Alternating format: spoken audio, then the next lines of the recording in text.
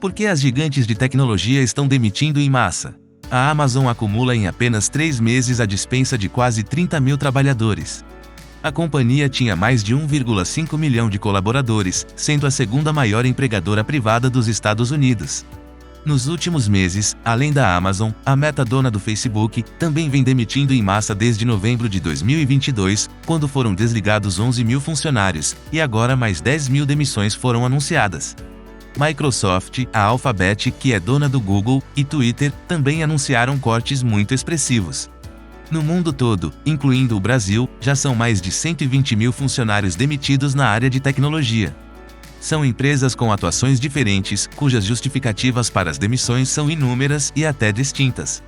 Mas há fatores em comum para todos esses cortes. As coisas seguem migrando para o online com muita velocidade e a crise sanitária mundial acelerou esse processo.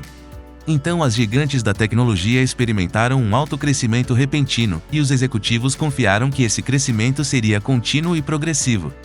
Os anúncios online são a principal fonte de receita para muitas dessas empresas, mas as perspectivas são de tempos difíceis. Há uma crescente oposição às práticas de publicidade invasiva.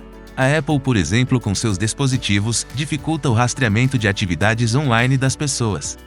Na outra ponta, com a crise econômica, muitas empresas reduzem verbas para publicidade, assim como a alta nas taxas de juros para conter a inflação, que é global, atinge grande parte das empresas. E há ainda uma grande pressão por parte dos investidores para o corte de custos, acusando as empresas de estarem inchadas e com dificuldades de responderem aos sinais de desaceleração. Mas embora as grandes empresas de tecnologia estejam passando por um momento desfavorável, elas não estão falindo. As demissões propostas pela Amazon até o momento representam menos de 5% de seu contingente. Todas estão saindo de uma fase de crescimento a qualquer custo, para um ponto em que ser eficiente e entender as mudanças e necessidades do mercado vai fazer a diferença para a virada nesse jogo e atuação nos novos tempos.